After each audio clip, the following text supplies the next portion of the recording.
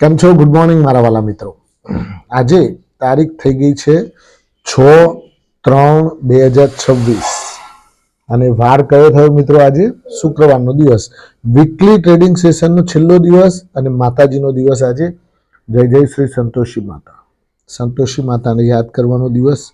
શુક્રવારે બધા વ્રત પણ કરતા હોય છે સંતોષી માતાનું, અને ખૂબ જ સંતોષ આપણા શરીરમાં, આપણા જીવનમાં લાવે એવા એક માં છે, જેને આપણે સંતોષી માતા કહીએ છીએ. મિત્રો, હવે બજાર આજે યુદ્ધના માહોલ વચ્ચે ફરીથી પાછું ગેપ ડાઉન ખોલે એવું લાગી રહ્યું છે. આજે લગભગ 190-200 અંકની આસપાસ ગેપ નિફ્ટી માઇનસ બતાવી રહી છે. એના અંદાજ પ્રમાણે આપણને લાગે છે કે લગભગ 200 અંક જેટલું માઇનસ ખુલશે. પરંતુ મિત્રો, આ બજારની અંદર હવે શું થવા બેઠું છે એના ઉપર થોડી ચર્ચાઓ કરીશું કે આ યુદ્ધ બધું મંડ્યા છે, હવે આનું ક્યારે બધું નિરાકરણ લાવશે અને આપણા જે આ ઇન્વેસ્ટરો, રોકાણકારો ભયના માહોલમાં અત્યારે હાલ ચાલી રહ્યા છે. તો એ બધી ચર્ચાઓ આપણે ખાસ કરવાની છે. કયા સેક્ટર ઉપર આપણે યુદ્ધ માહોલમાં કયું સેક્ટર અત્યારે જોરદાર કામકાજ કરશે, કયા સેક્ટરમાં રોકાણ કરેલું સુરક્ષિત રહેશે, આ બધી ઉપર ચર્ચાઓ પણ કરવાની છે મિત્રો. પણ એ પહેલાં જોઈ લઈએ આપણે ગુરુવાર એટલે કે ગઈકાલે કેવું રહ્યું બજાર, ખરું ને? તો નિફ્ટી મિત્રો ગઈકાલે 285 અંકના વધારા સાથે 24,765 અંક પર જોવા મળી. નિફ્ટી કેટલી? 24,765 અંક બંધ જોવા મળી. જે સાયકોલોજીકલ લેવલ હતું 24,650નું, એ વટાવીને ઉપર બંધ આવી છે મિત્રો. અને સેન્સેક્સ પણ 899 અંકના વધારા સાથે 80,000નું લેવલ ક્રોસ કરીને 80,015 બંધ જોવા મળ્યું. એફઆઈઆઈડીઆઈના ડેટા જોઈએ તો એફઆઈઆઈએ ગઈકાલે મિત્રો વેચવાલી કરી 3752 કરોડની, અને ડીઆઈઆઈએ પણ 5150 કરોડની 5153 કરોડની ખરીદારી કરી. એઝ ઇટ ઇઝ વેચવાલી અને ખરીદારી. વધનારા શેરો ઘટનારા શેરો પર ફટાફટ ફોકસ કરી લઈએ. તો વધનારામાં એલટી ફૂડ પહેલો નંબર, 17% તેજી, ભયંકર. મજગાઉ ડોક 8.1% તેજી. ડેટા પેટર્ન 7.5% તેજી. નવીન ફ્લોરિન 7.1% તેજી. વન સોર્સ સ્પેશિયાલિટી એમાં પણ 6% તેજી. એસજેવીએન 6.5% તેજી. સાઈ લાઈફ સાયન્સ 6.5% તેજી. હવે ઘટનારા શેરો ઉપર ફટાફટ નજર નાખીએ તો Aegis Vopak 5.2%, network technology 6.1%, Gujarat gas 4.9%, ઈ-કક સર્વિસીસ 3.6%, સેજિલિટી ઇન્ડિયા 3.8% નીકળી ગયો, એફલ ઇન્ડિયા 3.2% નીકળી ગયો, પ્રાજ ઇન્ડસ્ટ્રીઝ 3.1% નીકળી ગયો, અને હોમ ફર્સ્ટ ફાઇનાન્સ એ પણ 2.9% એટલે કે 3% નીકળી ગયો. હવે મિત્રો, આ બધી વાત થઈ ગઈ કે બજારમાં ગઈકાલે કદાચ કોઈએ જો કોલ હોલ્ડ કરતા હોય, જો કોઈ માણસ ઇન્વેસ્ટરે કોઈએ મન લગાવે, ગઈકાલે લગભગ 2 વાગ્યાની આસપાસ જબરો ખેલ કર્યો. કાલે મિત્રો લગભગ 2 વાગ્યાની આસપાસ તમે જુઓ તો 7 રૂપિયા હતો, 6 કે 7 રૂપિયા કોલ, અને પછી દોડાયો તે સીધો 300 રૂપિયા ફક્ત અડધો કલાકમાં. કોલને એટલું બધું દોડાયો, 7 રૂપિયાથી 300 રૂપિયા.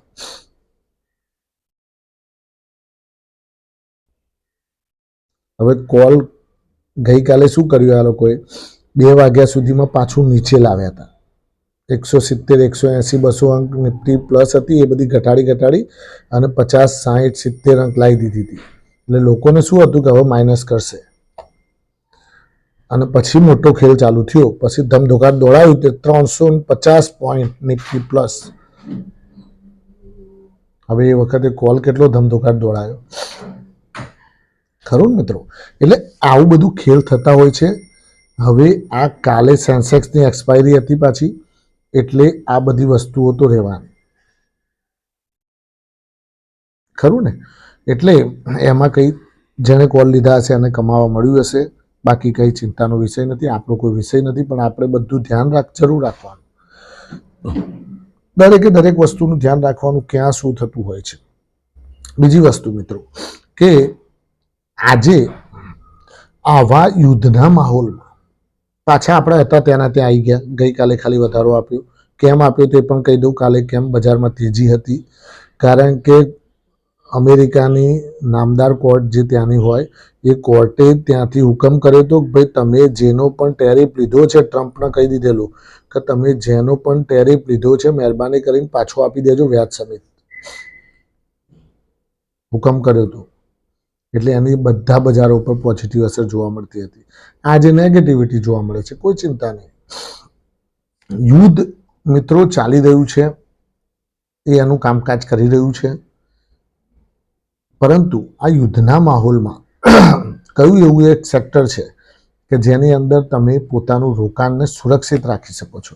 તો એનું નામ છે મિત્રો ડિફેન્સ સેક્ટર. ડિફેન્સ સેક્ટર અત્યારે બહુ સારું, કારણ કે ડિફેન્સ સેક્ટર યુદ્ધના માહોલમાં આઉટ પરફોર્મ કરતું દરેક વખતે જોવા મળતું હોય છે. જ્યારે ભારત પાકિસ્તાનનું આપણે યુદ્ધ ચાલતું હતું ત્યારે પણ આઉટ પરફોર્મ કરતું હતું. જ્યારે રશિયા યુક્રેન ચાલતું હોય ત્યારે પણ આઉટ પરફોર્મ કરતું હોય છે. જ્યારે પાકિસ્તાન અફઘાનિસ્તાન ચાલતું હોય છે ત્યારે પણ આઉટ પરફોર્મ કરતું હોય છે. તો મિત્રો આ એક સેક્ટર એવું છે જેની અંદરના સ્ટોક્સ વિશે હું તમને વાત કરું તો HAL, BEL, BDL, ફરીથી કહી દઉં છું, HAL Hindustan aeronautics limited, BDL Bharat dynamics limited, Bharat electronics limited, પછી મજગાંવ ડોક, પછી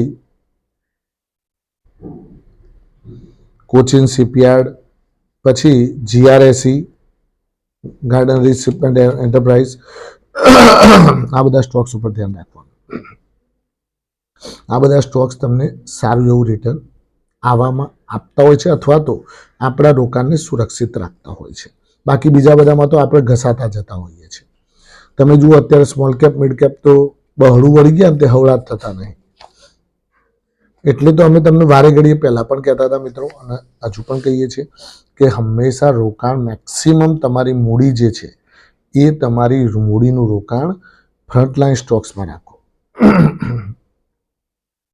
કારણ કે જ્યારે બજારમાં રિકવરી આવશે તો આ લોકો રિકવરી લાવશે. પેલી ચકલીઓ તો આપણી બહળી વળી ગઈ હશે તો એ તો હવળી જ નહીં થાય.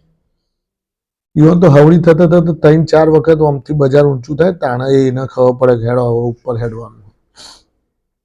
ત્યાં સુધી તો આપણને ખબર જ નહીં પડતી. એવી સૂન મારી જેવી હોય ચકલીઓ. એટલે થોડું ધ્યાન રાખવાનું અને પોતાની મૂડીને મહાબચતની મહામૂડીને સારી જગ્યાએ રોકાણ કરો. ફ્રન્ટલાઇન સ્ટોક્સ જેમ કે સેન્સેક્સ 30 સ્ટોક્સમાં હું તમને વાત કરું તો મિત્રો અત્યારે ધીરુભાઈ અંબાણીનું રિલાયન્સ ઇન્ડસ્ટ્રીઝ, મુકેશ અંબાણીવાળી, પછી TCS અત્યારે લઈ શકાય, સારો ભાવ છે નીચે, Hindustan Unilever, ITC, HDFC bank, ICICI bank, UltraTech cement, Titan, Tata motors, આવા બધા સ્ટોક્સ, ટાટા સ્ટીલ, ફ્રન્ટલાઇન સ્ટોક્સની અંદર રોકાણ કરવાનું અલગ અલગ સેક્ટર વાઇઝ. ખરું મિત્રો? પછી પેલા 4 મહારથી તો ખરા જ આપણા ભાથીડાઓ. કયા કયા 4 મહારથી તમને બધાને ખબર છે? Call India, NTPC, power grid અને ONGC. આ 4 મહારથીઓ જ્યારે પણ ડીપ મળે ત્યારે તમે ફટ તેને એડ કરી દેવાના. આ તો બધા ઇન્ટરવલી ડિવિડન્ડ પણ સારું આપે છે. તો આવા સ્ટોક્સની અંદર રોકાણ રાખશો તો તમારું બહુ કોઈ એટલી બધી ગભરાવાની જરૂર નથી. હા, નોર્મલ ઘટાડો આવે ત્યારે ઘટે પણ ખરા, પણ લગભગ રિકવરીમાં કવર થઈ જતા હોય છે.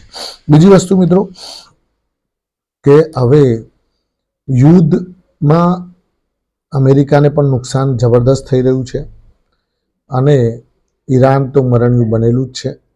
અને ઈરાનમાં નવા સુપ્રીમ લીડર મળી ગયા છે. હવે એ સુપ્રીમ લીડરની આગેવાનીમાં પાછું ફરીથી ધમધોકાટ ચાલુ થઈ ગયેલું છે યુદ્ધ. આ લોકો પાસે નાનો દેશ છે પણ જબરદસ્ત હથિયારો છે મિત્રો.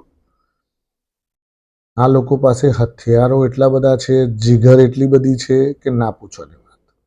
ગજબની જીગર છે મિત્રો. એટલે આમણે જેટલા વખાણ કરીએ ઈરાનના એટલા ઓછા છે, કારણ કે એકલો 11 દેશોને હંફાવે છે.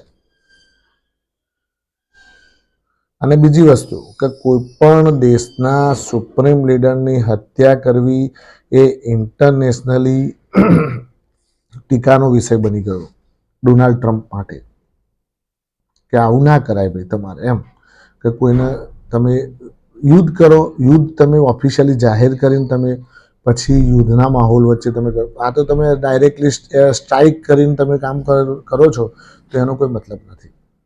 એટલે મિત્રો અત્યારે ખાસ ધ્યાન રાખવાનું, યુદ્ધનો માહોલ છે, અપ એન્ડ ડાઉન તો રહેશે, વોલેટિલિટી વધારે રહેશે. વોલેટિલિટી વચ્ચે બજારમાં હું તો કહું છું કે ડીપ મળે હવે ત્યારે રોકાણ કરવાવાળાઓ થોડા ધીમે 2% 5% કરીને રોકાણ કરજો, અને લાંબા ગાળા માટેનું વિચાર કર્યો હોય તો જ રોકાણ કરજો, બાકી આવતા જ નહીં. કોઈ પણની વાત છે. થેન્ક યુ, ખૂબ ખૂબ આભાર. આજનો દિવસ તમારા માટે શુભ રહે, લાભદાયી, ફળદાયી રહે એવી માય પ્રોફિટ પોઈન્ટ વતી આપ સૌને શુભકામનાઓ. Thank you.